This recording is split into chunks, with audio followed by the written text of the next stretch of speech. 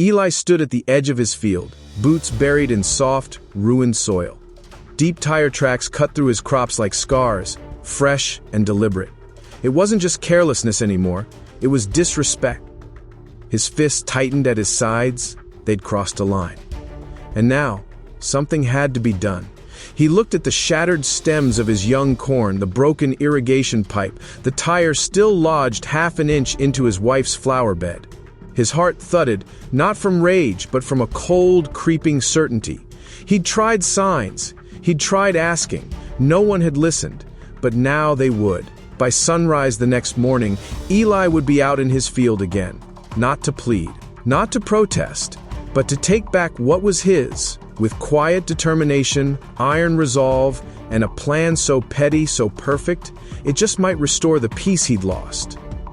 But before we start, if you want to see more content like this, make sure you're subscribed.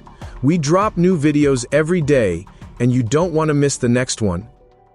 Eli Bauer had always believed in the honesty of land. If you put in the hours, fed it, tilled it, spoke to it even when no one was around, it would repay you in kind.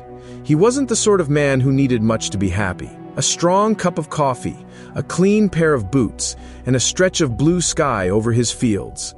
That was enough. He lived just outside of town, on a patch of farmland passed down from his grandfather, who'd once farmed the land with nothing but a mule and his own grit. Over the years, the tools changed. Eli now used a tractor instead of a mule, and the old barn had electricity running through it. But the soul of the land remained the same. His wife, Margaret, had grown up in the same county. They'd met at a church potluck, bonded over their mutual dislike of sweet pickles, and had been inseparable ever since. While Eli tended to the crops, Margaret cared for the garden and the house. She was precise in everything, her cooking, her sewing, her rose pruning, but never harsh. There was a stillness to her that grounded Eli when the world got too noisy. Every morning, Eli took his round. He walked the border of the fields, checked on the soil, examined the young corn shoots, and paused near the chicken coop to scatter feed. On most days, Margaret would wave at him from the garden, wearing a sun hat that had faded over decades and gloves that never seemed to wear out. Their life was a quiet one, but in that quiet lived a deep contentment. They had no children, no modern distractions, no desire to leave the land they had built their life upon. The town had always respected that distance, too. Eli's farm was just far enough from the main road to feel secluded, and most people in town simply forgot it was there. But everything changed when the Silver Mart opened next door. It started with flyers, bright orange ones stuffed into mailboxes and pinned to grocery store boards. Eli didn't think much of it. Another store was just another place he didn't need to go, but Margaret's hope that it might save them the long trip into town eventually persuaded him. When they visited the massive, crowded building on opening day, the experience turned out better than expected. Eli found some sturdy new tools, while Margaret was delighted to discover a packet of rare pink forget-me-nots that reminded her of her mother. Seeing how much the seeds meant to her, they decided to plant a patch of her own, returning home with a truckload of supplies and an unexpected sense of satisfaction. The very next morning, as Eli made his way toward the southern field, something strange caught his eye. A small silver car, half tucked into the edge of his property. The soil was damp from a light rain the night before, and the car's tires had left deep impressions in the earth. It wasn't hard to figure out what had happened. The Silver Mart parking lot had overflowed, and someone, maybe in a rush, maybe just lazy, had decided Eli's field looked like a convenient alternative. He walked up slowly, brushing his fingers over the crop stems nearby. Some were flattened, others would recover. Still, irritation prickled in his chest. He stood nearby for a while, arms folded, until the driver, a young man in a hoodie, came out of the store, heading for the vehicle. Eli approached the parked car, startling the driver, and informed him that he was on private land. The stranger claimed the store lot was full, offered a vague apology, and drove off. When Eli returned to the house, he told Margaret about the intruder near the corn. She barely looked up from trimming the roses before ominously predicting that others would follow. Eli tried to shrug it off, wanting to believe the silver car was just an isolated incident of poor judgment. The next few days passed without trouble, almost convincing him he was right. until Saturday arrived. It was just past 10 in the morning when Eli stepped out with his coffee and spotted them. 3 cars, not one, now scattered along the edge of his southern field. One had pulled in so deeply that it was nearly touching the irrigation trench. The tires had churned up the soft soil, leaving deep ruts that proved these weren't just cautious edge parkers, they were treating his land like a public lot. Eli was frustrated by their boldness. Margaret joined him, clutching a pot of her sprouted forget-me-nots, and upon seeing the damage, resigned herself to the fact that the intrusion would only escalate. Taking matters into his own hands that afternoon, Eli hauled plywood from the barn and painted a large, makeshift sign in thick red letters declaring the land private property and strictly forbidding parking to protect the crops. He propped one at the corner near the main road and the other farther down near the back fence. It wasn't elegant, but it made his message clear. By Sunday morning, the signs had been knocked over. One lay face down in the mud, the other kicked onto its side like trash. There were 10 cars now. Eli stood frozen at the edge of his field. He didn't even sip his coffee. His shoulders were rigid, jaw clenched. A part of him wanted to run up to each driver and demand answers. But what good would it do? He crossed the road to Silvermart, the morning sun already heating the pavement. Inside, it was a swirl of noise and confusion, blaring announcements, squeaking carts. He waited at the front counter until someone directed him to the store manager. The manager was a man in his 30s named Jeff, who looked exhausted as he listened to Eli's grievances about customers using his farmland as overflow parking. When Eli pointed out the damage to his irrigation lines, Jeff cited understaffing and legal limitations, claiming the store couldn't control drivers off property and offering only empty promises of more announcements. Realizing the store wouldn't help, Eli walked out and confronted a driver buckling a toddler into a car on his land, but the man was dismissive and unapologetic about the crops he had crushed. Defeated, Eli returned to the garden and admitted to Margaret that neither the management nor the shoppers cared, as ignoring his property lines was simply easier than walking the extra distance. At Margaret's suggestion, Eli called his old friend Rick, a lawyer, only to receive discouraging news.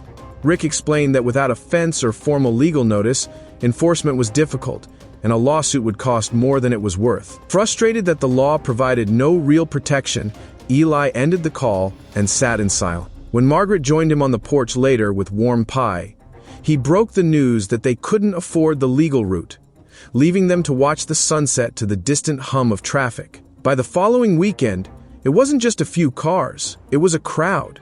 Eli stood at the edge of the field, surveying what looked like a makeshift overflow parking lot. At least 20 cars, most of them with their tires sunk halfway into the mud, their noses pointing toward the supermarket like faithful dogs waiting for their owners. And then he saw it. A white crossover SUV had pulled so far in that it was now sitting squarely on the flower bed beside the house. Margaret's flower bed, the same one he'd helped her dig out by hand, where the pink forget-me-nots had only recently begun to bloom. The tire tracks cut deep, slicing the soil like a blade. The stems were flattened. The petals had been crushed beneath rubber and weight. Eli felt something twist in his chest. Anger, yes, but more than that, a deep violation. This wasn't just about land anymore. Someone had trespassed on something sacred, something beautiful and small and cared for. He walked back to the porch where Margaret sat quietly with a basket of herbs in her lap. When Eli broke the news that they had parked on the flower bed, Margaret didn't gasp or cry.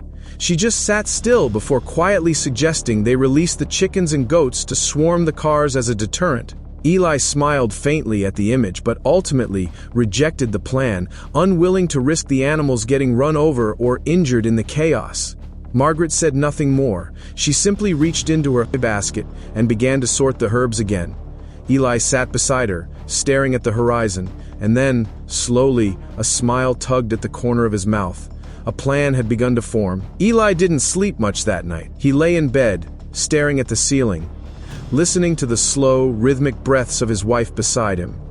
His mind was turning over possibilities, refining details, weighing outcome. By dawn, he had everything he needed: a clear head, an early start, and a simple plan rooted in common sense and poetic justice. He dressed quietly and sipped his coffee on the porch, watching the mist roll low over the fields. The flower bed remained crushed. The pink forget-me-nots now looked like damp tissue in the mud. He'd always believed that people might not be naturally good, but they could at least be considerate. These weren't starving families seeking refuge. They were shoppers who couldn't be bothered to walk an extra 30 seconds. By 8 a.m., he heard the first engines arrive. 1, then 3, then 6 vehicles rolled into his southern field like they had every right to it. People parked in sloppy rows, engines cooling as their owners disappeared into the Silvermart. Eli waited. At 9:30, he started up his tractor. It wasn't one of those sleek, modern machines. This was an old Massey Ferguson, sturdy and stubborn. Like Eli himself. He hitched the plow attachment to the back and eased it into gear, the engine grumbling to life like a waking bear. And then, with practiced hands, Eli drove straight into the field, not over the cars, of course. He wasn't reckless. He plowed around them, tight circles of fresh earth curling in on all sides, creating deep furrows and thick, uneven mounds of soil. He worked methodically, sculpting the land around each car like a baker icing a cake, careful not to damage anything but firm enough to make sure no one could just drive away without serious effort, or better yet, a tow truck. By the time the last furrow was cut, the field looked like a patchwork trap. The cars sat awkwardly in the middle of it all, boxed in by dirt, each one surrounded by loose, unstable soil, too deep for a sedan or SUV to drive through without getting stuck. Eli killed the engine, climbed down, and began seeding the rest of the field like any other workday, one seed at a time, working row by row. That's when he heard the first voice. Hey! Hey! What the hell is this?" He turned slowly.